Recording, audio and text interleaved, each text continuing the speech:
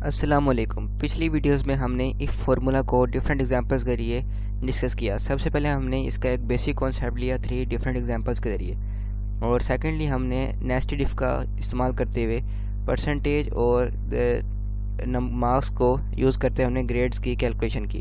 And thirdly हमने discuss किया कि हम किस तरह से इफ़ के अंदर एंड और फंक्शन का इस्तेमाल करके एडवांस कैलकुलेशंस कर सकते हैं। और इस वीडियो में हम डिस्कस करेंगे कि जब हमें किसी भी फार्मूला में कोई एरर आता है तो यहाँ पर मैंने एक बहुत ही सिंपल एग्जांपल यहाँ पर कोड करने की कोशिश की है फॉर इजी एक्सप्लेनेशन।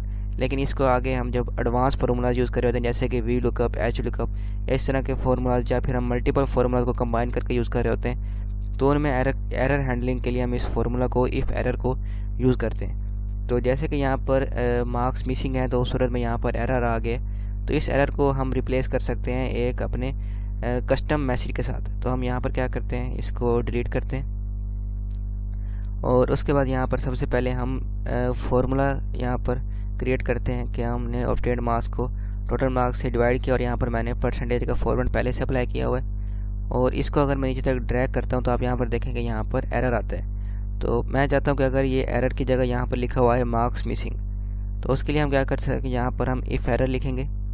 किसी भी फार्मूला से पहले आपने इफ़ एरर लिखना है, उसके बाद ब्रैकेट ओपन करनी है और फार्मूला के आखिर पे आपने कोमा टाइप करना है, और उसके बाद वैल्यू इफ़ एरर, यानी कि अगर एरर आता है तो हम क्या वैल्यू देना चाहते हैं। तो हम डबल कोमाज में लिखेंगे मार्क्स मिसिंग।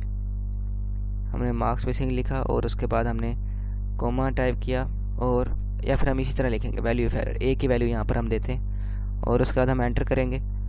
तो यहाँ पर देखें एरर था इसलिए यहाँ पर मार्क्स मिसिंग आ गया। तो इसी को मैं ऊपर ड्रैग कर देता हूँ और इसी को मैं नीचे ड्रैग कर देता हूँ। तो आप देखें यहाँ पर जब भी मार्क्स एब्सेंट होंगे तो वहाँ पर मार्क्स मिसिंग आ जाएगा एरर की बजाय। जैसे कि मैंने यहाँ पर 0 किया तो यहाँ पर मार्क्स मिसिंग आ गया। अब जैसे ही मैं यहाँ पर 500 करूँगा तो यहाँ पर रिज़ल्ट जो है वो आ जाएगा, और यहाँ पर अगर मैं इसको ब्लैंक कर देता हूँ तो यहाँ पर मार्क्स मिसिंग का एरर वैसे ही रहेगा। तो इस तरह से आप इफ़ एरर का यूज़ करते हुए जो एरर हैंडलिंग है वो कर सकते हैं।